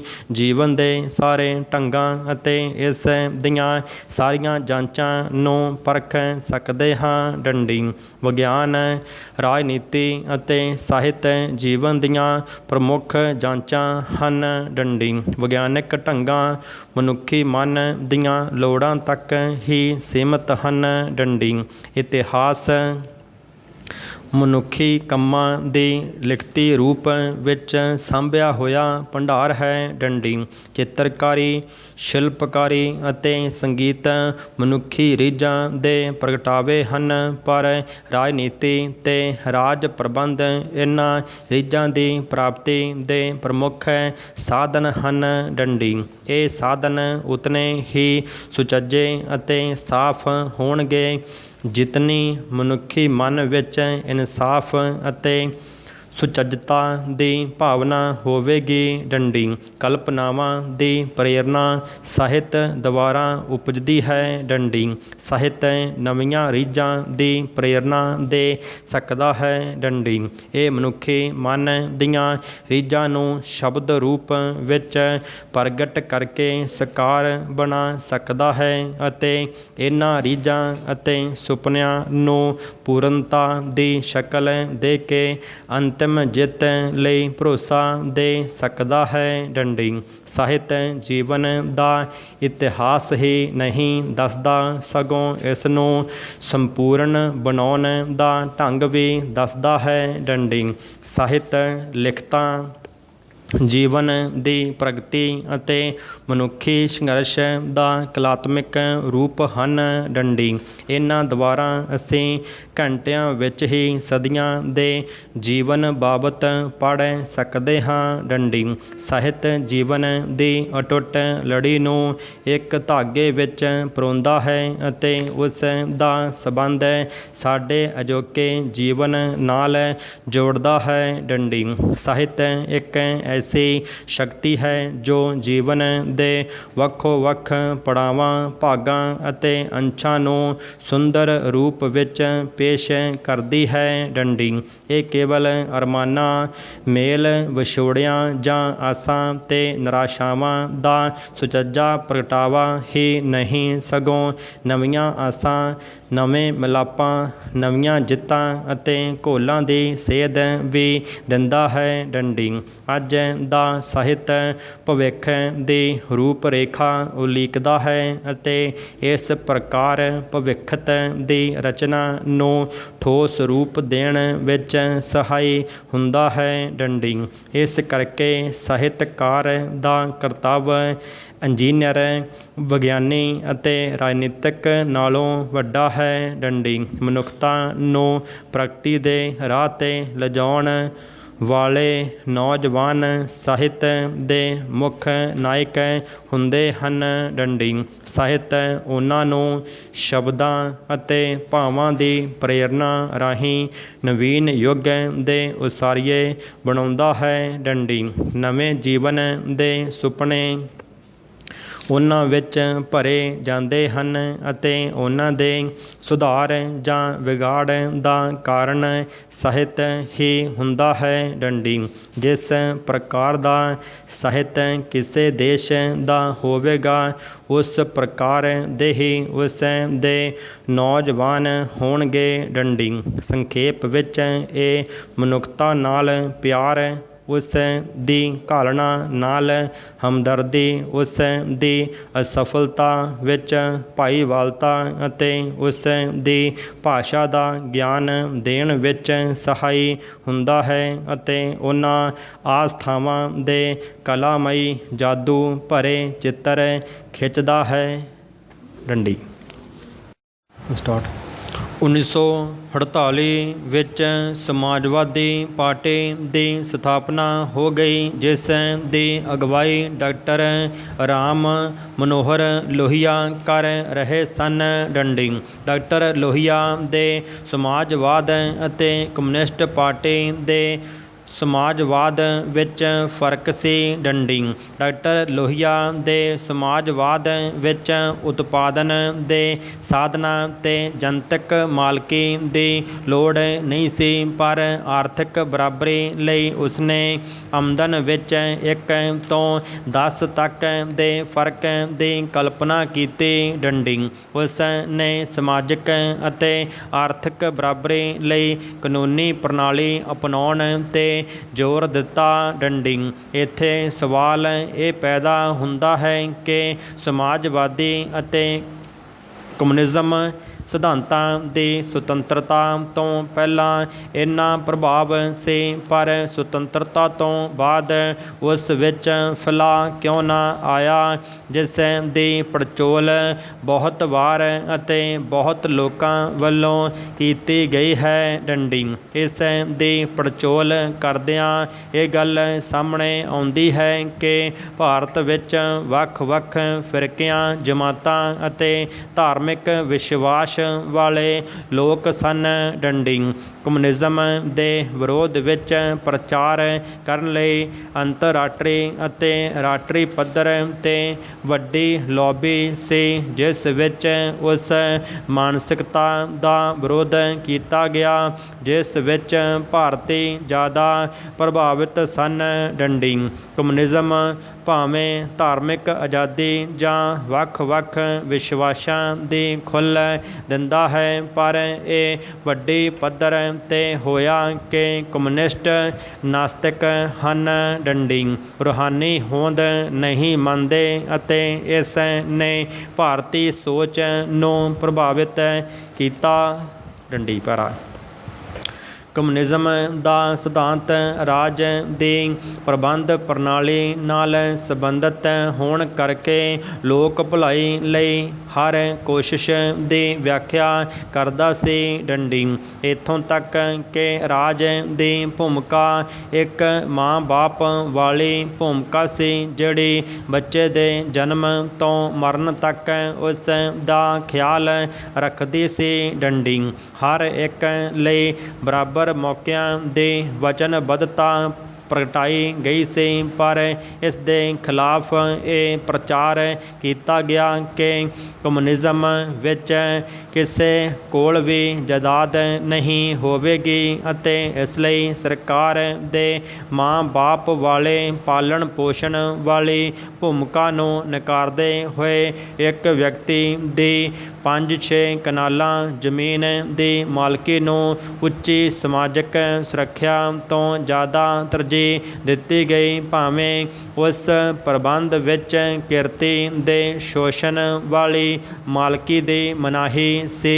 ਡੰਡੀ 1964 ਵਿੱਚ ਕਮਿਊਨਿਸਟ ਪਾਰਟੀ ਦੋ ਹਿੱਸਿਆਂ ਵਿੱਚ ਵੰਡੀ ਗਈ। ਡੰਡੀ ਕਮਿਊਨਿਸਟ ਵਰਕਰ ਵੀ ਦੋ ਹਿੱਸਿਆਂ ਵਿੱਚ ਵੰਡੇ ਗਏ। ਡੰਡੀ ਉਸ ਤੋਂ ਬਾਅਦ ਕਈ ਹੋਰ ਵੰਡਾਂ ਹੋਈਆਂ ਅਤੇ ਇੱਕ ਵਕਤ ਇਹ ਕੋਈ 12 ਮੁੱਖ ਹਿੱਸਿਆਂ ਵਿੱਚ ਵੰਡੇ ਹੋਏ ਹਨ। ਡੰਡੀ ਇਹਨਾਂ ਪਾਰਟੀਆਂ ਕੋਲ ਇੱਕ ਹੀ ਸਿਧਾਂਤ ਹੋਣ ਦੇ ਬਾਵਜੂਦ ਇਹਨਾਂ ਪਾਰਟੀਆਂ ਨੇ ਬਹੁਤ ਘੱਟ ਚੋਣ ਜੋੜ ਕੀਤਾ, ਜਦੋਂ ਕਿ ਹੋਰ ਰਾਜਨੀਤਿਕ ਪਾਰਟੀਆਂ ਨੇ ਕੋਈ ਵੀ ਸਿਧਾਂਤ ਨਾ ਹੋਣ ਜਾਂ ਇੱਕ ਹੀ ਸਿਧਾਂਤ ਕਿ ਤਾਕਤ 'ਤੇ ਕਬਜ਼ਾ ਕਰਨ ਦੇ ਉਦੇਸ਼ ਨਾਲ ਵਾਰ-ਵਾਰ ਆਪਸੀ ਮੇਲ ਕੀਤਾ, ਚੋਣਾਂ ਜਿੱਤੀਆਂ ਅਤੇ ਕਮਿਊਨਿਸਟਾਂ ਨੂੰ ਹੋਰ ਕਮਜ਼ੋਰ ਕੀਤਾ। ਡੰਡੀ ਦੂਸਰੀ ਤਰਫ ਪਿਛਲੇ 70 ਸਾਲਾਂ ਵਿੱਚ ਹਰ ਸਰਕਾਰ ਵੱਲੋਂ ਆਰਥਿਕ ਵਾਅਦੇ, ਰੋਟੀ ਕੱਪੜਾ ਅਤੇ ਮਕਾਨ ਤੋਂ ਸ਼ੁਰੂ ਕਰਕੇ ਛੋਟੀਆਂ ਗ੍ਰਾਂਟਾਂ ਨਾਲ ਪੱਕੇ ਹੱਲ ਕਰਨ ਦੀ ਮਾਨਸਿਕਤਾ ਨੂੰ ਪ੍ਰਭਾਵਿਤ ਕਰ ਲਿਆ। ਡੰਡੀ 1967 ਤੋਂ ਬਾਅਦ ਭਾਰਤ ਵਿੱਚ ਖੇਤਰੀ ਪਾਰਟੀਆਂ ਦਾ ਬੋਲਬਾਲਾ ਹੋ ਗਿਆ ਅਤੇ ਵੱਖ-ਵੱਖ ਪ੍ਰਾਂਤਾਂ ਵਿੱਚ ਵੱਖ-ਵੱਖ ਖੇਤਰੀ ਪਾਰਟੀਆਂ ਦੀਆਂ ਸਰਕਾਰਾਂ ਬਣੀਆਂ। ਡੰਡੀ ਉਹਨਾਂ ਨੇ ਉਹਨਾਂ ਖੇਤਰਾਂ ਦੀਆਂ ਸਾਰੀਆਂ ਮੁਸ਼ਕਲਾਂ ਦਾ ਹੱਲ ਕਰਨ ਦੇ ਦਾਅਵੇ ਕੀਤੇ ਅਤੇ ਖੇਤਰ ਨਾਲ ਜੁੜੀ ਮਾਨਸਿਕਤਾ ਦੀ ਪੂਰੀ ਵਰਤੋਂ ਕੀਤੀ। ਡੰਡੀ ਪ੍ਰਾਂਤਾਂ ਅਤੇ ਕੇਂਦਰੀ ਪਾਰਲੀਮੈਂਟ ਦੀਆਂ ਚੋਣਾਂ ਵਿੱਚ ਪੈਸੇ ਦੀ ਵਰਤੋਂ ਇਸ ਹੱਦ ਤੱਕ ਵੱਧ ਗਈ ਕਿ ਕਮਿਊਨਿਸਟ ਪਾਰਟੀਆਂ ਉਹਨਾਂ ਚੋਣਾਂ ਵਿੱਚ ਆਪਣੇ ਆਪ ਨੂੰ ਕਿਤੇ ਪਿੱਛੇ ਸਮਝਣ ਲੱਗ ਗਈ ਅਤੇ ਹਰ ਵਾਰ ਪ੍ਰਾਂਤਾਂ ਅਤੇ ਕੇਂਦਰੀ ਪਾਰਲੀਮੈਂਟ ਵਿੱਚ ਕਮਿਊਨਿਸਟ ਪ੍ਰਤੀਨਿਧਾਂ ਦੀ ਗਿਣਤੀ ਘਟਦੀ ਗਈ। ਡੰਡੀ ਪਾਰਾ ਕਮਿਊਨਿਸਟ ਲਹਿਰ ਨੂੰ ਸਭ ਤੋਂ ਜ਼ਿਆਦਾ ਢਾਹ 1991 ਵਿੱਚ ਲੱਗੀ, ਜਦੋਂ ਪੋਲੈਂਡ ਤੋਂ ਸ਼ੁਰੂ ਹੋ ਕੇ ਸੋਵੀਅਤ ਯੂਨੀਅਨ, ਜਿਸ ਨੇ ਉਸ ਪ੍ਰਣਾਲੀ ਰਾਹੀਂ ਵੱਡੀ ਉੱਨਤੀ ਕੀਤੀ ਸੀ ਅਤੇ ਵੱਡੀ ਸ਼ਕਤੀ ਬਣਿਆ ਸੀ, ਉਸ ਨੇ ਆਪਣੀ ਪ੍ਰਣਾਲੀ ਨੂੰ ਬਿਲਕੁਲ ਹੀ ਬਦਲ ਦਿੱਤਾ, ਜਿਸ ਨਾਲ ਨਾ ਸਿਰਫ ਸੋਵੀਅਤ ਯੂਨੀਅਨ ਵਿੱਚ ਮਿਲੇ ਹੋਰ ਦੇਸ਼ਾਂ ਪ੍ਰਾਂਤਾਂ ਨੇ ਰੂਸ ਤੋਂ ਵੱਖ ਹੋ ਕੇ ਪ੍ਰਣਾਲੀ ਵਿੱਚ ਬਦਲਾਅ ਕੀਤਾ, ਸਗੋਂ ਹੋਰ ਸਮਾਜਵਾਦੀ ਦੇਸ਼ਾਂ ਜਿਵੇਂ ਰੋਮਾਨੀਆ, ਆਸਟਰੀਆ, ਅਲਬਾਨੀਆ ਆਦਿ ਸਭ ਦੇਸ਼ਾਂ ਨੇ ਆਪਣੀ ਆਰਥਿਕ ਪ੍ਰਣਾਲੀ ਬਦਲ ਦਿੱਤੀ ਅਤੇ ਜਿਹੜੀ ਨਿੱਜੀ ਜਾਇਦਾਦ ਨੂੰ ਸਭ ਆਰਥਿਕ ਮੁਸ਼ਕਲਾਂ ਦੀ ਜੜ ਸਮਝ ਕੇ ਉਤਪਾਦਨ ਦੇ ਸਾਧਨਾਂ 'ਤੇ ਜਨਤਕ ਕੰਟਰੋਲ ਕੀਤਾ ਸੀ, ਫਿਰ ਉਨ੍ਹਾਂ ਹੀ ਨਿੱਜੀ ਕਾਰੋਬਾਰਾਂ ਨੂੰ ਸਾਰੀਆਂ ਮੁਸ਼ਕਲਾਂ ਦਾ ਹੱਲ ਸਮਝਦੇ ਹੋਏ ਜਨਤਕ ਕਾਰੋਬਾਰ ਦੀ ਭੂਮਿਕਾ ਘਟਾਈ ਗਈ ਜਾਂ ਖਤਮ ਕੀਤੀ ਗਈ। ਡੰਡੀ ਅੰਤਰਰਾਸ਼ਟਰੀ ਵਿਚਾਰਧਾਰਾ ਵਿੱਚ ਪੱਛਮੀ ਦੇਸ਼ਾਂ ਵੱਲੋਂ ਦਿਨੋਂ ਦਿਨ ਵਧਾਈ ਸਮਾਜਿਕ ਸੁਰੱਖਿਆ ਨੇ ਵੀ ਆਮ ਵਿਅਕਤੀ ਦੀ ਮਾਨਸਿਕਤਾ ਨੂੰ ਬਦਲਿਆ ਅਤੇ ਉਸ ਮਾਨਸਿਕਤਾ ਨੇ ਜਿੱਥੇ ਅੰਤਰਰਾਸ਼ਟਰੀ ਸਮਾਜ ਨੂੰ ਪ੍ਰਭਾਵਿਤ ਕੀਤਾ, ਉੱਥੇ ਫਿਰ ਭਾਰਤੀ ਮਾਨਸਿਕਤਾ ਉਸ ਪ੍ਰਭਾਵ ਤੋਂ ਕਿਤੇ ਵੱਖ ਰਹਿ ਗਈ ਸੀ। ਡੰਡੀ ਰਾਜ ਸਮਾਜਿਕ ਸਮਝੌਤਾ ਹੈ ਜਿਹੜਾ ਸਮਾਜਿਕ ਭਲਾਈ ਦੇ ਉੱਚੀ ਪੱਧਰ ਹਾਸਲ ਕਰਨ ਲਈ ਕੀਤਾ ਗਿਆ ਹੈ। ਡੰਡੀ ਸਮਾਜਿਕ ਭਲਾਈ ਦੀ ਉੱਚੀ ਪੱਧਰ ਹਾਸਲ ਕਰਨ ਲਈ ਕਈ ਵਾਰ ਉਸ ਸਮਝੌਤੇ ਵਿੱਚ ਜਾਂ ਸਮਾਜਿਕ ਪ੍ਰਬੰਧ ਵਿੱਚ ਕੁਝ ਤਬਦੀਲੀਆਂ ਦੀ ਲੋੜ ਬਣ ਜਾਂਦੀ ਹੈ ਅਤੇ ਵੱਡੇ ਸਮਾਜਿਕ ਹਿੱਤ ਲਈ ਉਹ ਕਰ ਲੈਣੀਆਂ ਚਾਹੀਦੀਆਂ ਹਨ। ਡੰਡੀ ਅਖੀਰ ਵਿੱਚ ਸਿੱਟਾ ਕੱਢਿਆ ਜਾ ਸਕਦਾ ਹੈ ਜੋ ਕਮਿਊਨਿਜ਼ਮ ਦੇ ਵਿਰੋਧੀ ਸਨ ਉਹ ਲੋਕਾਂ ਦੀ ਮਾਨਸਿਕਤਾ ਨੂੰ ਪ੍ਰਭਾਵਿਤ ਕਰਨ ਵਿੱਚ ਕਾਮਯਾਬ ਹੋ ਗਏ, ਜਿਸ ਕਰਕੇ ਭਾਰਤ ਵਿੱਚ ਇਸ ਵਿਚਾਰਧਾਰਾ ਦਾ ਫੈਲਾਅ ਨਾ ਹੋ ਸਕਿਆ। ਡੰਡੀ ਦੱਖਣੀ ਕਸ਼ਮੀਰ ਦੇ ਸ਼ੋਪੀਆਂ ਜ਼ਿਲ੍ਹੇ ਦਾ 62 ਸਾਲਾ ਗੁਲਾਮ ਮੁਹੰਮਦ ਮੀਰ ਉਸ ਗਾਲ ਨੂੰ ਗੁੱਸੇ ਭਰੀਆਂ ਨਜ਼ਰਾਂ ਨਾਲ ਤਾੜਦਾ ਹੈ ਜਿੱਥੋਂ ਉਸ ਦੇ ਬਾਗਾਂ ਨੂੰ ਸਿੰਜਾਈ ਖਾਤਰ ਪਾਣੀ ਆਉਂਦਾ ਹੈ। ਡੰਡੀ ਉਹਦਾ ਗੁੱਸਾ ਬਾਹਕ ਹੈ। ਡੰਡੀ ਖਾਲ ਅੱਜ ਕੱਲ੍ਹ ਸੁੱਕਾ ਪਿਆ ਹੈ ਜਿਸ ਕਰਕੇ ਸੇਬ ਦੇ ਮੌਸਮ ਦੀ ਸ਼ੁਰੂਆਤ ਵਿੱਚ ਮਾਰੂ ਦੇਰੀ ਹੋ ਰਹੀ ਹੈ। ਡੰਡੀ ਖਾਦਾਂ 'ਤੇ ਪਹਿਲੀ ਸਪਰੇਅ ਛਿੜਕਣ ਦਾ ਸਮਾਂ ਬਹੁਤ ਬਹੁੜ ਗਿਆ ਹੈ ਪਰ ਪਿੱਛੋਂ ਪਾਣੀ ਮੁਹੱਈਆ ਨਹੀਂ। ਡੰਡੀ ਉਹ ਆਪਣੇ ਗਿੱਲੇ ਦਾ ਕਾਰਨ ਸਮਝਾਉਂਦਿਆਂ ਕਹਿੰਦਾ ਹੈ ਇਹ ਸਾਨੂੰ ਬਹੁਤ ਮਹਿੰਗਾ ਪਵੇਗਾ ਕਿਉਂਕਿ ਸਿਫਾਰਸ਼ ਕੀਤੀਆਂ 12 ਸਪਰੇਆਂ ਵਿੱਚੋਂ ਇੱਕ ਵੀ ਸਪਰੇਅ ਜੇ ਛੁੱਟ ਗਈ ਤਾਂ ਪੂਰੀ ਫਸਲ ਬਰਬਾਦ ਹੋਣ ਦਾ ਡਰ ਹੈ। ਡੰਡੀ ਸ਼ੋਪੀਆਂ ਜ਼ਿਲ੍ਹਾ ਭਾਵੇਂ ਕਸ਼ਮੀਰ ਦਾ ਦੂਜਾ ਸਭ ਤੋਂ ਛੋਟਾ ਜ਼ਿਲ੍ਹਾ ਹੈ ਫਿਰ ਵੀ ਇਸ ਨੂੰ ਕਸ਼ਮੀਰੀ ਸੇਬਾਂ ਦੀ ਰਾਜਧਾਨੀ ਕਿਹਾ ਜਾਂਦਾ ਹੈ। ਡੰਡੀ ਖੇਤੀਬਾੜੀ ਮੁੱਖ ਤੌਰ 'ਤੇ ਬਾਗਬਾਨੀ ਕਸ਼ਮੀਰ ਦੇ ਅਰਥਚਾਰੇ ਦੀ ਰੀੜ੍ਹ ਹੈ ਜਿਸ ਉੱਪਰ ਘੱਟੋ ਘੱਟ 7 ਲੱਖ ਕਸ਼ਮੀਰੀ ਪਰਿਵਾਰ ਨਿਰਭਰ ਹਨ। ਇਹ ਸੂਬੇ ਦੀ ਕੁੱਲ ਘਰੇਲੂ ਪੈਦਾਵਾਰ ਦਾ 8% ਲਿਆਉਂਦੀ ਹੈ। ਡੰਡੀ ਪਿਛਲੇ ਸਾਲ ਕਸ਼ਮੀਰ ਵਿੱਚ 20 ਲੱਖ ਟਨ ਸੇਬਾਂ ਦੀ ਕਾਸ਼ਤ ਹੋਈ ਜਿਸ ਵਿੱਚੋਂ 2/3 ਭਾਰਤ ਦੇ ਵੱਖ-ਵੱਖ ਖੇਤਰਾਂ ਵਿੱਚ ਪੁੱਜੇ ਸਨ। ਡੰਡੀ ਨਦੀਆਂ ਦਾ ਗੈਰ ਕਾਨੂੰਨੀ ਖਨਨ ਅਗਸਤ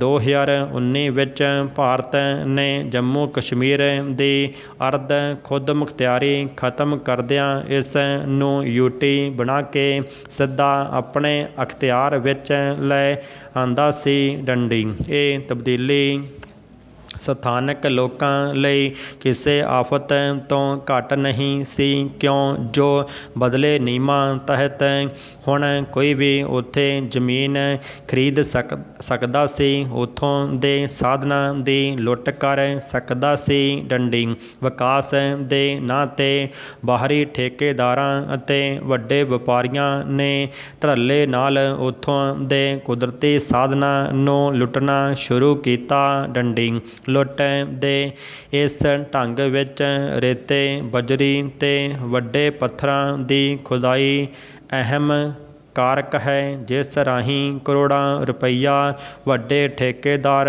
ਕਮਾ ਰਹੇ ਹਨ।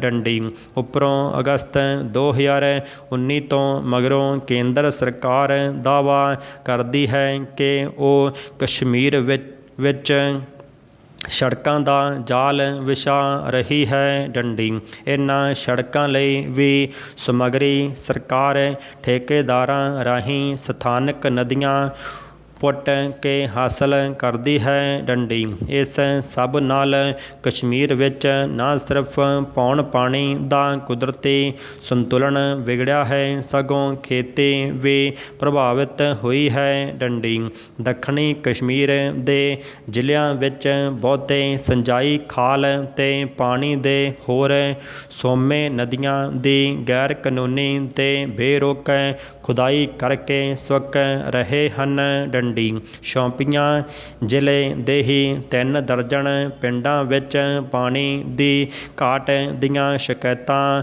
ਪਹੁੰਚ ਚੁੱਕੀਆਂ ਹਨ। ਪਰ ਜਦੋਂ ਪਿੰਡ ਵਾਸੀ ਆਪਣੀਆਂ ਸ਼ਿਕਾਇਤਾਂ ਲੈ ਕੇ ਪ੍ਰਸ਼ਾਸਨ ਕੋਲ ਜਾਂਦੇ ਹਨ ਤਾਂ ਉਹਨਾਂ ਨੂੰ ਪੁਲਿਸ ਪਰਚਿਆਂ ਦਾ ਡਰਾਵਾ ਦੇ ਕੇ ਚੁੱਪ ਕਰਾਇਆ ਜਾਂਦਾ ਹੈ। ਡੰਡੀ ਇਸੇ ਕਰਕੇ ਖਨਨ ਦੀ ਇਸ ਨੀਤੀ ਪਿੱਛੇ ਸਥਾਨਕ ਲੋਕ ਕੇਂਦਰ ਸਰਕਾਰ ਦੀ ਇੱਕ ਹੋਰ ਸਾਜ਼ਿਸ਼ ਦੇਖਦੇ ਹਨ। ਡੰਡੀ ਉਹਨਾਂ ਦਾ ਮੰਨਣਾ ਹੈ ਕਿ ਸਰਕਾਰ ਪਾਣੀ ਦਾ ਪ੍ਰਬੰਧ ਵਿਗਾੜ ਕੇ ਉਹਨਾਂ ਦੀ ਖੇਤੀ ਖਤਮ ਕਰਨਾ ਚਾਹੁੰਦੀ ਹੈ। ਡੰਡੀ ਉਹਨਾਂ ਦੇ ਬਾਗ ਉਜੜਨ ਮਗਰੋਂ ਸਸਤੇ ਭਾਅ ਉਹਨਾਂ ਦੀ ਜ਼ਮੀਨ ਹੜੱਪਣਾ ਚਾਹੁੰਦੀ ਹੈ। ਡੰਡੀ ਜੰਮੂ ਕਸ਼ਮੀਰ ਬਾਰੇ ਭਾਵੇਂ ਖਨਨ ਕਾਨੂੰਨ ਵਾਤਾਵਰਣ ਦੀ ਲਿਹਾਜ਼ ਰੱਖਣ ਦੀ ਗੱਲ ਕਰਦਾ ਹੈ ਪਰ ਮੁਨਾਫੇ ਅੱਗੇ ਅਜਿਹੇ ਸਭ ਕਾਨੂੰਨ ਚਿੱਟੇ ਹਾਥੀ ਹਨ। ਡੰਡੀ ਗੈਰ ਕਾਨੂੰਨੀ ਖਨਨ ਬਾਰੇ ਅੰਕੜੇ ਬੇਹੱਦ ਚਿੰਤਾਜਨਕ ਹਨ।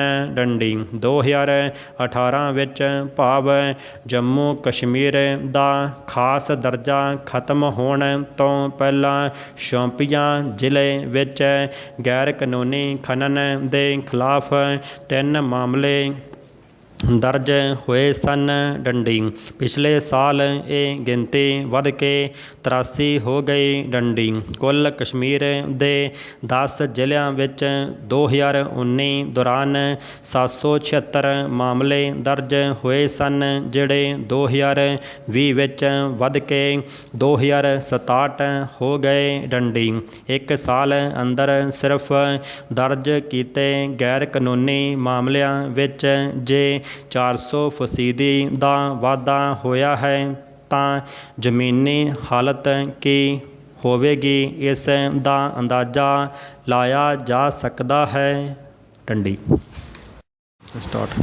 ਮੁਨਾਫੇ ਦੇ ਇਸ ਢਾਂਚੇ ਨੇ ਇਸ ਪੂਰੀ ਪਹਾੜੀ ਪੱਟੀ ਤੇ ਇਸ ਦੇ ਦਰਿਆਵਾਂ ਦਾ ਨੁਕਸਾਨ ਕੀਤਾ ਹੈ। ਡੰਡੀ ਪੀਰ ਪੰਜਾਲ ਦੀਆਂ ਪਹਾੜੀਆਂ ਵਿੱਚੋਂ ਪਿਘਲਣ ਵਾਲੀ ਬਰਫ਼ ਜੇਹਲਮ ਨਦੀ ਵਿੱਚ ਰਲਣ ਤੋਂ ਪਹਿਲਾਂ ਦੱਖਣੀ ਕਸ਼ਮੀਰ ਦੀਆਂ ਰੰਬੀ ਆਰਾ ਰੋਮਸ਼ੀ ਅਤੇ ਵਿਸ਼ੋ ਸ਼ਾਖਾਵਾਂ ਨੂੰ ਲਾਬਾਲਬ ਭਰਦੀ ਹੈ। ਡੰਡੀ ਇਹ ਸਾਰਾ ਪ੍ਰਬੰਧ ਸਿੰਧੂ ਨਦੀ ਦੀ ਹੀ ਹਿੱਸਾ ਹੈ। ਡੰਡੀ ਸਿੰਧੂ ਨਦੀ ਖੇਤਰ ਦਾ ਸਾਰਾ ਹਿੱਸਾ ਹੀ ਗੈਰ ਕਾਨੂੰਨੀ ਖਨਨ ਦਾ ਸ਼ਿਕਾਰ ਹੈ। ਡੰਡੀ ਇਸ ਦੀਆਂ ਕੁਝ ਨਦੀਆਂ ਤੇ ਖਨਨ ਇੰਨੇ ਵੱਡੇ ਪੱਧਰ 'ਤੇ ਹੋਇਆ ਹੈ ਕਿ ਇਹਨਾਂ ਦਾ ਪਾਣੀ ਆਪਣੇ ਕਈ ਕੀਮਤੀ ਤੱਤ ਗਵਾ ਚੁੱਕਾ ਹੈ ਜਿਹੜਾ ਦਹਾਕਿਆਂ ਮਗਰੋਂ ਪੂਰੇ ਹੁੰਦੇ ਹਨ। ਡੰਡੀ ਕਸ਼ਮੀਰ ਵਿੱਚ ਨਦੀਆਂ ਨਾਲੇ ਤਲਾਅ ਜਿਹੇ ਹੋਰ ਪਾਣੀ ਦੇ ਸੋਮੇ ਵੀ ਦਬਾਅ ਹੇਠ ਹਨ। ਡੰਡੀ ਨਾ ਸਿਰਫ ਪਾਣੀ ਅੰਦਰਲੇ ਤੱਤ ਸਗੋਂ ਪਾਣੀ ਦਾ ਵਹਾਅ ਵੀ ਬਦਲ ਗਿਆ ਹੈ ਜਿਹੜਾ ਕੰਢੇ ਵਸਦੀਆਂ ਮਨੁੱਖੀ ਬਸਤੀਆਂ ਲਈ ਨੁਕਸਾਨਦੇਹ ਹੈ। ਡੰਡੀ ਇਹ ਸਭ ਠੇਕੇਦਾਰਾਂ ਮਾਲ ਮਹਿਕਮੇ ਖਨਨ ਮਹਿਕਮੇ ਵਾਤਾਵਰਣ ਤੇ ਜੰਗਲਾਤ ਮਹਿਕਮੇ ਤੇ ਪੁਲਿਸ ਅਧਿਕਾਰੀਆਂ ਦੀ ਮਿਲੀ ਭੁਗਤ ਸਦਕਾ ਹੋ ਰਿਹਾ ਹੈ। ਡੰਡੀ ਦੱਖਣੀ ਕਸ਼ਮੀਰ ਦੀਆਂ 3 ਸ਼ਾਖਾਵਾਂ ਕੁਦਰਤੀ ਖਣਿਜਾਂ ਤੇ ਬਰਫੀਲੀ ਮੱਛੀ ਕਰਕੇ ਮਸ਼ਹੂਰ ਹਨ ਅਤੇ ਇਹ ਨਾਲ ਲੱਗਦੇ 10,000 ਬਾਗਾਂ ਦੀ ਜ਼ਿੰਦਗੀ ਸਿੰਜਾਈ ਦਾ ਸਾਧਨ ਹਨ। ਡੰਡੀ ਭਾਰਤ ਸਰਕਾਰ ਦੀ ਖੋਜ ਮੁਤਾਬਕ ਜੇਹਲਮ ਜਾਂ ਇਸ ਦੀਆਂ ਸ਼ਾਖਾਵਾਂ ਵਿੱਚ ਖੁਦਾਈ ਕਰਨਾ ਜਲਵਾਯੂ ਵਾਸਤੇ ਨੁਕਸਾਨਦੇਹ ਐਲਾਨਿਆ ਗਿਆ ਹੈ ਪਰ ਆਪਣੀਆਂ ਹੀ ਹਦਾਇਤਾਂ ਦੀਆਂ ਧੱਜੀਆਂ ਉਡਾਉਂਦਿਆਂ ਜਦੋਂ ਫਰਵਰੀ 2020 ਵਿੱਚ ਸਰਕਾਰ ਨੇ ਖੁਦਾਈ ਵਾਸਤੇ ਬੋਲੀ ਖੋਲ੍ਹੀ ਤਾਂ ਇਹਨਾਂ 3 ਸ਼ਾਖਾਵਾਂ ਨੂੰ ਵੀ ਬੋਲੀ ਤਹਿਤ ਸ਼ਾਮਲ ਕਰ ਲਿਆ ਗਿਆ ਤੇ 180 ਖੇਤਰਾਂ ਲਈ ਖੁਦਾਈ ਯੋਜਨਾਵਾਂ ਨੂੰ ਪ੍ਰਵਾਨਗੀ ਦੇ ਦਿੱਤੀ। ਡੰਡੀ ਪੁੰਜ ਵਾਤਾਵਰਨ ਪ੍ਰਵਾਨਗੀ ਕੁਪਵਾੜਾ ਤੇ ਕੁਲਗਾਮ ਦੇ 13 ਖੇਤਰਾਂ ਨੂੰ ਹੀ ਦਿੱਤੀ ਗਈ, ਪਰ ਸ਼ੋਪੀਆਂ ਜ਼ਿਲ੍ਹੇ ਦੇ ਵਸਨੀਕਾਂ ਦਾ ਦੋਸ਼ ਹੈ ਕਿ ਠੇਕੇਦਾਰਾਂ ਨੇ ਵਾਤਾਵਰਨ ਰਾਹਦਾਰੀ ਹਾਸਲ ਕੀਤੇ ਬਿਨਾਂ ਹੀ ਖੁਦਾਈ ਚਾਲੂ ਕਰ ਦਿੱਤੀ। ਡੰਡੀ ਖੁਦਾਈ ਦੇ 1 ਸਾਲ ਅੰਦਰ ਹੀ ਪੂਰੇ ਇਲਾਕਾ ਉਜਾੜ ਦਿੱਤਾ ਗਿਆ ਹੈ। ਡੰਡੀ ਭਾਰਤ ਸਰਕਾਰ ਵੱਲੋਂ ਇੰਟਰਨੈੱਟ ਬੰਦ ਕਰਨ ਕਰਕੇ ਖੁਦਾਈ ਲਈ ਲੱਗੀ ਬੋਲੀ ਵਿੱਚ ਸਥਾਨਕ ਠੇਕੇਦਾਰ ਹਿੱਸਾ ਨਹੀਂ ਲੈ ਸਕੇ। ਇਉਂ ਤਕਰੀਬਨ ਸਾਰੇ ਠੇਕੇ ਗੈਰ ਸਥਾਨਕ ਠੇਕੇਦਾਰਾਂ ਨੂੰ ਹੀ ਦਿੱਤੇ ਗਏ। ਡੰਡੀ ਸ਼ੋਪੀਆਂ ਵਿੱਚ ਕਾਮਿਆਂ ਦੀ ਯੂਨੀਅਨ ਚਲਾਉਣ ਵਾਲੇ ਤਾਰਿਕ ਅਹਿਮਦ ਨੇ ਦੱਸਿਆ, ਬੋਲੀ ਦਾ ਪੂਰਾ ਅਮਲ ਗੈਰ ਕਾਨੂੰਨੀ ਸੀ। ਡੰਡੀ 83% ਦੇ ਕਰੀਬ ਠੇਕੇ ਗੈਰ ਸਥਾਨਕ ਲੋਕਾਂ ਨੂੰ ਮਿਲੇ। ਡੰਡੀ ਜਿਨ੍ਹਾਂ ਹੁਣ ਇਸ ਖਿੱਤੇ ਵਿੱਚ ਰਹਿਣ ਵਾਲੇ ਹਜ਼ਾਰਾਂ ਹੀ ਕਾਮਿਆਂ ਦੇ ਰਿਜ਼ਕ ਤੇ ਲੱਤ ਮਾਰੀ ਹੈ। ਡੰਡੀ ਇਸ ਵੇਲੇ ਕਸ਼ਮੀਰ ਦੀ ਸਿਆਸਤ ਵਿੱਚ ਗੈਰ ਕਾਨੂੰਨੀ ਖੁਦਾਈ ਭਖਦਾ ਮੁੱਦਾ ਹੈ। ਡੰਡੀ ਇਹ ਮੁੱਦਾ ਉਠਾਉਣ ਵਾਲੀਆਂ ਸਥਾਨਕ ਪਾਰਟੀਆਂ ਦੇ ਆਗੂਆਂ ਨੂੰ ਖਣਨ ਵਾਲੀਆਂ ਥਾਵਾਂ 'ਤੇ ਜਾਣ ਤੋਂ ਰੋਕਿਆ ਜਾਂਦਾ ਹੈ। ਡੰਡੀ ਮਹਿਬੂਬਾ ਮੁਫਤੀ ਨੂੰ ਇਸ ਸਬੰਧ ਵਿੱਚ ਪੁਲਵਾਮਾ ਜਾਣ ਤੋਂ ਰੋਕਿਆ ਗਿਆ। ਡੰਡੀ ਸਥਾਨਕ ਪਾਰਟੀਆਂ ਕਸ਼ਮੀਰ ਬਾਰੇ ਭੂ ਤੇ ਖਣਨ ਨੀਤੀ ਵਿੱਚ ਤਬਦੀਲੀ ਦੀ ਮੰਗ ਕਰ ਰਹੀਆਂ ਹਨ ਤੇ ਉਹਨਾਂ ਦਾ ਦਾਅਵਾ ਹੈ ਕਿ ਇਸ ਗੈਰ ਕਾਨੂੰਨੀ ਖਣਨ ਨਾਲ ਨਾ ਸਿਰਫ ਖੇਤੀ ਸਗੋਂ ਖੁਦਾਈ ਤੇ ਪੂਰਤੀ, ਟਰਾਂਸਪੋਰਟ ਤੇ ਉਸਾਰੀ ਸਨਅਤ ਦਾ ਵੀ ਨੁਕਸਾਨ ਹੋ ਰਿਹਾ ਹੈ। ਡੰਡੀ ਇਉਂ ਹਾਕਮਾਂ ਦੀਆਂ ਮਾਰੂ ਨੀਤੀਆਂ ਕੁਦਰਤੀ ਸੁਹੱਪਣ ਵਾਲੀਆਂ ਸਭ ਤੋਂ ਸੋਹਣੀਆਂ ਥਾਵਾਂ ਵਿੱਚੋਂ ਇੱਕ ਨੂੰ ਬਰਬਾਦ ਕਰ ਰਹੀਆਂ ਹਨ। ਡੰਡੀ ਸਿਰਫ ਆਰਥਿਕ ਲੁੱਟ ਜਾਂ ਜਬਰ ਰਾਹੀਂ ਨਹੀਂ, ਸਗੋਂ ਬੁਨਿਆਦੀ ਤੌਰ 'ਤੇ ਨਸਲ ਖਤਮ ਕਰਨ ਵਾਲੇ ਵੱਡੇ ਪ੍ਰੋਜੈਕਟ ਵਿੱਢੇ ਹੋਏ ਹਨ। ਪਰ ਯੁੱਧ ਨੀਤਕ ਤੌਰ 'ਤੇ ਬੇਹੱਦ ਅਹਿਮ ਇਸ ਖਿੱਤੇ ਵੱਲ ਅਜਿਹੀ ਨੀਤੀ ਸਮੁੱਚੇ ਇਲਾਕੇ ਨੂੰ ਅਸਥਿਰਤਾ ਵੱਲ ਲਿਜਾ ਸਕਦੀ ਹੈ। ਡੰਡੀ